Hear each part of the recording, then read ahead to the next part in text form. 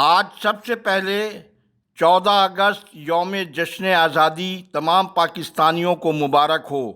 پاکستان کا قیام اللہ کا انعام اور اولیاء اللہ کا فیضان ہے۔ آزادی جیسی نعمت کی قدر کیجیے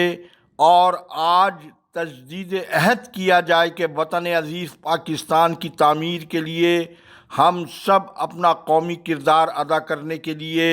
بابا قوم قائد اعظم محمد علی جناح کی تعلیمات کے مطابق پاکستان کی بقا اور تحفظ کے لیے کسی بھی قربانی سے دریغ نہیں کریں گے۔ ناظرین کرام، وقت نے ثابت کر دیا کہ 18ویں آئینی ترمیم سے عوام کو کچھ بھی نہ ملا، بلکہ صحت اور تعلیم کے اداروں کو تباہ اور برباد کر کے رکھ دیا گیا اور ان قومی اداروں کے ذریعے ملک کے غریب عوام کو ملنے والی سہولتوں کو کرپشن سے تبدیل کر کے رکھ دیا، اور خاندانی حکمراں جماعتوں نے جمہوریت کی بساط لپیٹ کر صوبوں میں بادشاہی نظام کے قیام کے لیے راہ ہموار کرنے کا عمل شروع کر رکھا ہے، جس کا سب سے بڑا ثبوت 50 کروڑ روپے تک کی قومی خزانہ لوٹنے کی شرمناک جرم اور عمل کو قانونی تحفظ فراہم کرنا ہے۔ جس وزارت صحت سندھ کو بغیر کسی پالیسی کے نتیجے میں چلانے کے باعث سندھ کے سرکاری ہسپتال لاقانونیت، کرپشن اور سرکاری ریکارڈ کے مطابق کلینکس کے ذریعے چلائے جا رہے ہیں، جن میں صوبے کا سب سے بڑا تدریسی ڈاکٹر رت کے امفاؤ سول ہسپتال کراچی میں ڈی جی آڈٹ رپورٹ کے مطابق مالی سال 2023-24 میں صرف ہسپتال کی پرائیویٹ سیکیورٹی اور صفائی ستھرائی کی مد میں 3,42,72,000 روپے کی مالی بے ضابطگیوں کا اسکینڈل سامنے آیا ہے۔ مزید آگے بڑھنے سے قبل پہلے ایل ڈی این کی اسکرین پر آڈٹ رپورٹ کی مصدقہ نقل کا عکس آپ ملاحظہ کریں۔ ناظرین کرام، آپ سول ہسپتال کراچی کی اس حوالے سے مذکورہ آڈٹ رپورٹ کا پہلا حصہ گزشتہ روز دیکھ چکے۔ آج یہ دوسری اور آخری قسط پیش خدمت ہے۔ ڈی جی سندھ کی آڈٹ رپورٹ میں بتایا گیا ہے کہ ہسپتال کی سیکیورٹی، صفائی ستھرائی کی خدمات کے معاہدوں کے اصول اور ان پر عمل درآمد میں مالی بے قاعدگیاں 215.738 ملین روپے کی ہوئی ہیں۔ آڈٹ کی جانچ پڑتال سے یہ بات سامنے آئی ہے کہ ان معاہدوں کی کارروائی اور نفاذ حصول خدمات کے قواعد، معاہدے کی شرائط اور اندرونی کنٹرول کے بنیادی تقاضوں کی خلاف ورزی کرتے ہوئے کیا گیا ہے، جس سے مذکورہ اخراجات مشکوک اور غیر مصدقہ قرار پائے گئے، جبکہ 66 سیکیورٹی اہلکاروں کی عمر کی حد مقررہ حد سے زیادہ پائی گئی اور ان کی اہم دستاویزات بھی ریکارڈ سے غائب تھیں۔ رپورٹ کے مطابق سیکیورٹی اور صفائی ستھرائی کی خدمات کے حصول اور ان پر عمل درآمد کی سنگین بے قاعدگیاں، کمزور نگرانی، حاضری اور انوائسز بلوں کی تصدیق نہیں ہو سکی۔ ٹینڈر میں شامل بولی دہندگان کو بلا جواز نااہل قرار دینا اور معاہدہ و اجرت سے متعلق سے قوانین کی کھلی خلاف ورزیاں، غیر منصفانہ رعایتی اقدامات اور غیر مؤثر اندرونی کنٹرول کی یہ واضح نشاندہی ہے، جس کی وجہ سے اخراجات کی تصدیق نہیں ہو سکی۔ اس معاملے کی آڈٹ نے انتظامیہ کو اگست، ستمبر اور اکتوبر میں 3 بار تحریری اطلاع دی۔ رپورٹ کی حتمی شکل تک کوئی جواب انتظامیہ کی جانب سے نہیں دیا گیا۔ آڈٹ رپورٹ میں بے قاعدہ بھرتیوں، ادائیگیوں کے ذمہ داروں کا تعین کرنے کے لیے تفصیلی تحقیقات اور تحقیقاتی رپورٹ کے مطابق ذمہ داروں کے خلاف کارروائی کی ہدایت دی گئی ہے، جس پر سول انتظامیہ کی انتظامیہ ایم ایس ڈاکٹر محمد خالد نے تاحال عمل درآمد نہیں کیا ہے۔ ناظرین کرام، رضا کی پراسرار موت، پوسٹ مارٹم رپورٹ، قبر کشائی، میڈیا ٹرائل نے جہاں حکومت کی بد انتظامی کو بے نقاب کر کے رکھ دیا ہے، وہیں اس ہائی پروفائل کیس میں رضا کی موت کے تعین کے بغیر وجہ موت بتانے کی اصل ذمہ دار افسر ڈاکٹر سمیہ سید طارق کو قوم کا مسیحا قرار دینا بھی انصاف نہیں ہے۔ सुप्रीम कोर्ट ऑफ पाकिस्तान के हुक्म के मुताबिक doctor Sumaiya Karachi police surgeon नहीं है।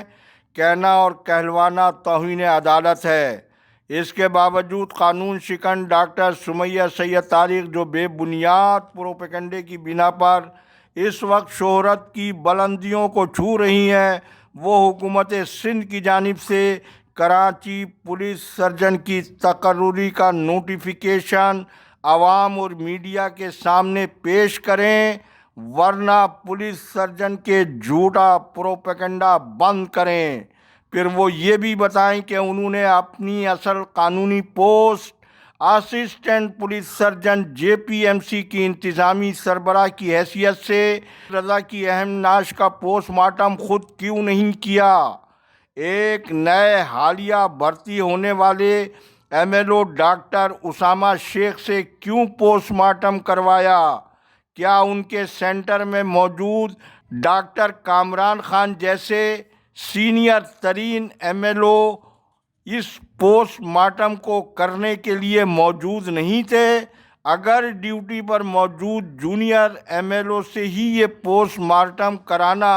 उन्होंने ज़रूरी जाना, तो खुद नाश का मुआयना और पोस्टमार्टम के अमल की निगरानी जो उनकी कानूनी जिम्मेदारी थी, उससे उन्होंने अपने आप को क्यों दूर रखा।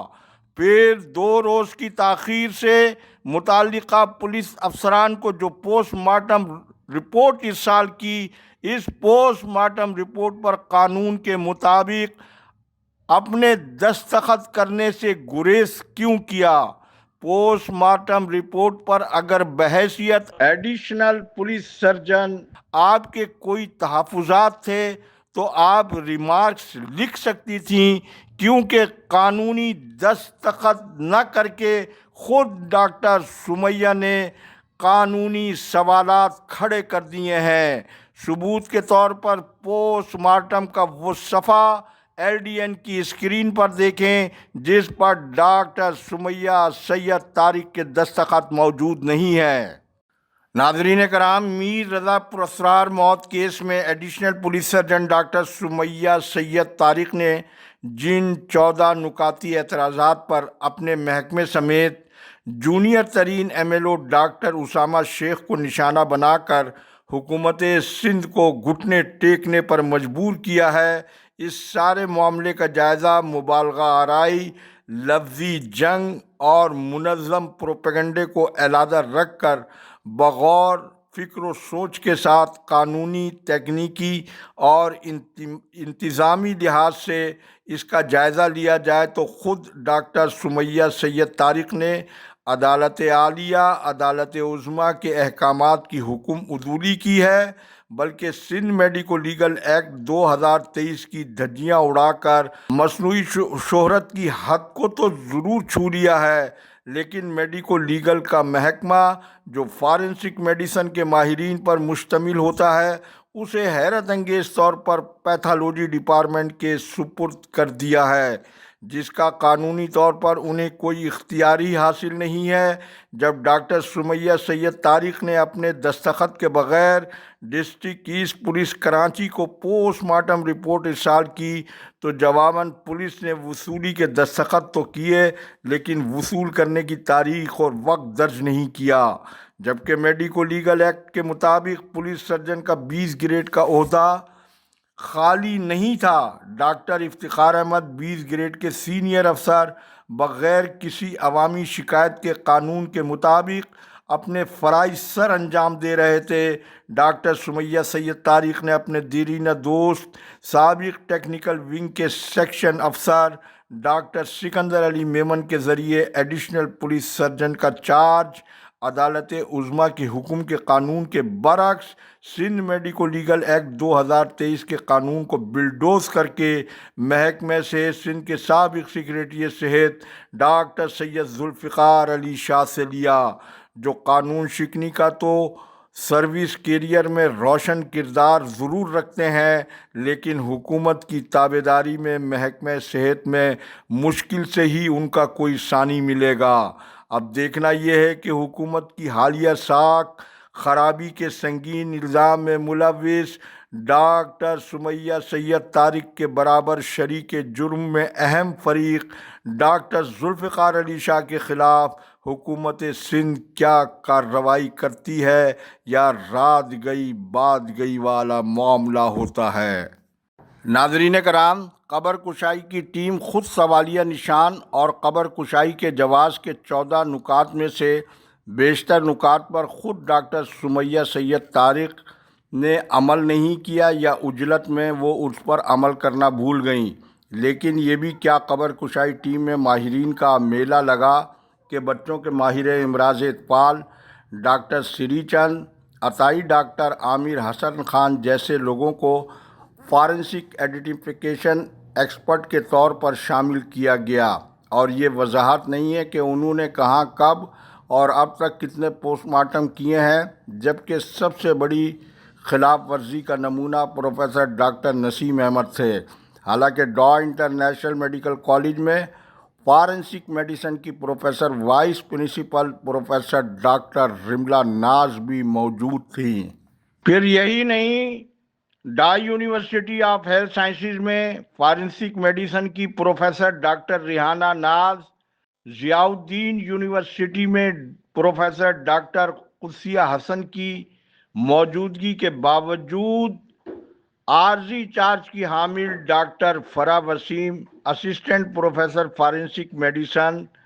جناح سندھ میڈیکل یونیورسٹی کو بطور ممبر قبر کشائی کی ٹیم میں کیوں شامل کیا گیا؟ کیا من پسند ممبران کے ذریعے حقائق کے بجائے ورثہ کی خواہش کو پورا کرنا تھا؟ پھر ورثہ کی جانب سے حکومت کی بڑی پیشکش جوڈیشل کمیشن کو رد کیا جانا، اور اب تحریک بحالی کراچی کے چیئرمین اشرف جبار قریشی کی جانب سے جے آئی ٹی بنانے کا جاندار آئینی مطالبہ، یہ سب کچھ کیا ہے؟ یہ جاننے کے لیے انشاءاللہ کل آپریشن اسپیشل رپورٹ